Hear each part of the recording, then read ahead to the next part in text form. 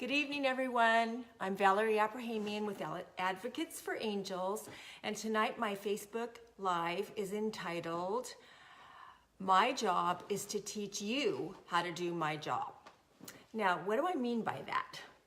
I mean that a successful advocate's goal is always to teach parents how to advocate for their own child so that they can maintain the level of services that I obtained for them when I was there. And when I leave, they can still sustain those services in that special education program that I was able and was successful to gain for that parent.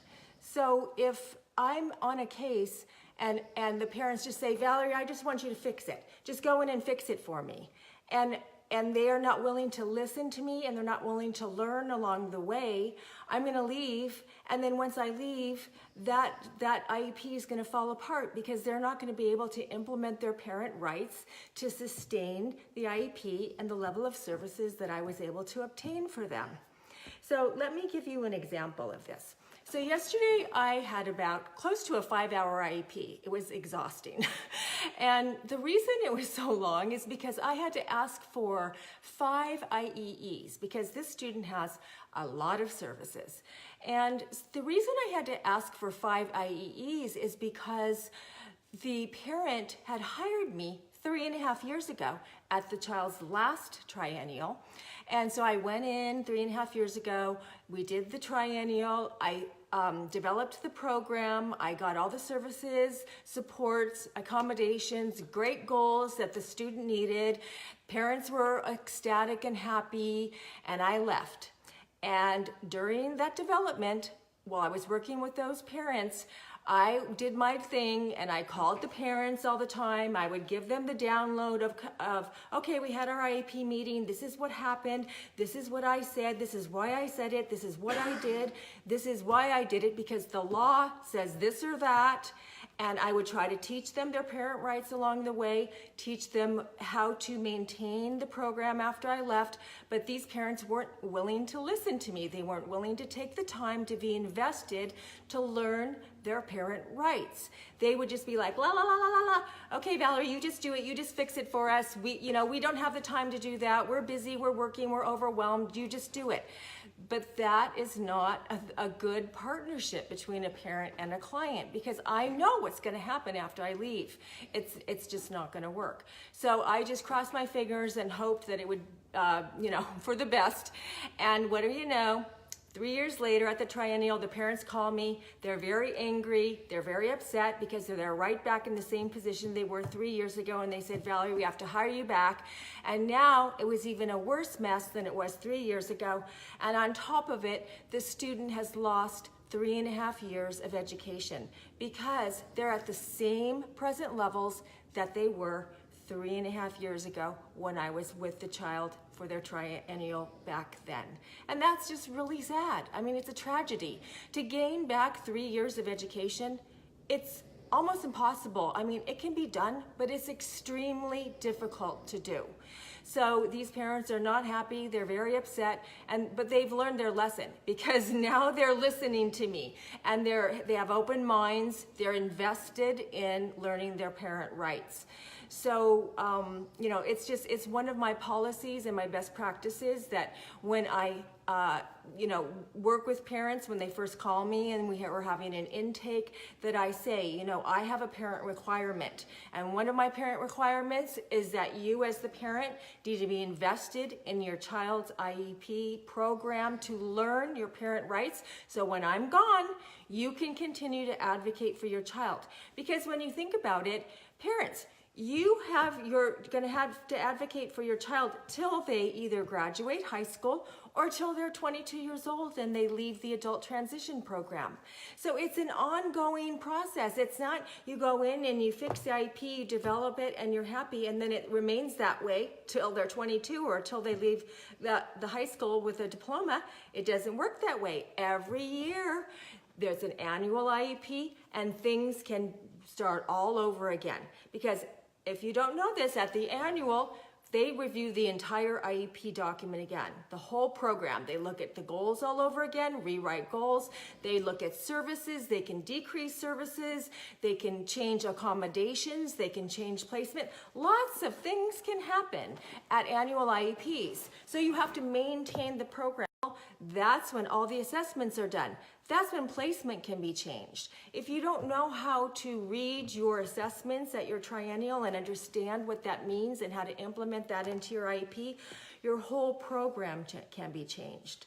So it's so important for parents, if you're working with an advocate, to make sure you take advantage of that advocate. You learn from them. You ask the questions. You make sure you understand. And so, a good advocate is going to be an advocate that has this kind of mentality of thinking, my job is to teach you how to do your job.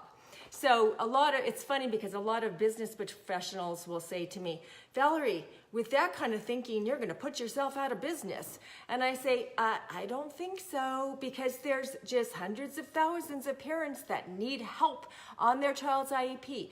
I mean, in just my local school district alone, there's 7,000 kids on an IEP. 7,000 kids in just my own local school district. So I really don't think I'm going to get put out of business. The need is so great.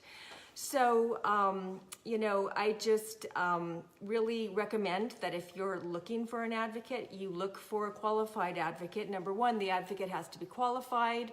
Number two, they have to have a good track record. And number three, they need to have that kind of ethical, thinking. And like for me, it's a best practice that they feel that they have to teach the parent how to implement their parent rights and how to know their parent rights. Because when you think about it, the IDEA, it's a huge, gigantic book about this big of laws. I mean, it's a huge laws, a massive combination of complex laws. And it takes a long time to learn it. But the parent rights are doable. You can learn your parent rights, and then there's other things. It just moves out from there into other complex little subdivisions of that. But the parent rights are really the foundation, the basis for you to be able to build a strong IEP program that would meet the needs of your child. So, when parents also, when they call me and they talk to me and they say to me, we're in our conversation when I'm first having an intake with a parent, upon the first time I'm talking to them, they'll be kind of telling me about what their problems are and what they're looking for and what they'd like me to do for them, what services that they'd like to get, or whatever issues they're having with their school site, IEP team, or whatever. And I'm listening, and I'm listening very carefully.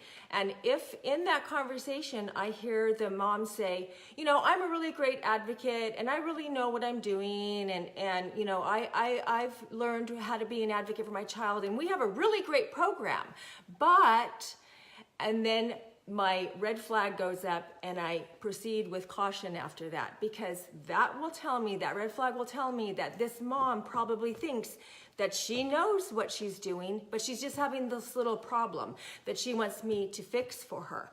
And I don't take on cases like that, because when I take a case for a child, I look at the whole child, and I go in and I get assessments done. If district assessments were done and it's within that 2-year time frame where I can ask for an IEE, I ask for an IEE. If it's past that 2-year time frame and the district has the first right to assess, the district assesses, and if it's a good assessment, we'll go with that. And if we need an IEE, I get IEEs, because I start from the beginning and I get the most recent assessment findings to start building the program from the bottom, from the foundation of an assessment. And then I look at the whole child, and I get assessments in all areas of that child's suspected disability. And that's how you build a good program. And that's what any good advocate should do, along with teaching the parent how to learn how to advocate for their own child. So when that advocate leaves, that parent can maintain and sustain that program that was developed.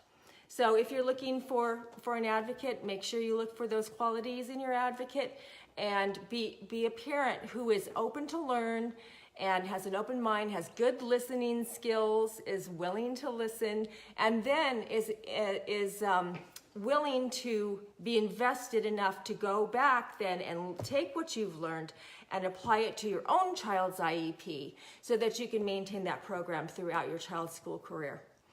So that's my video tonight, guys, and I will see you tomorrow. Bye.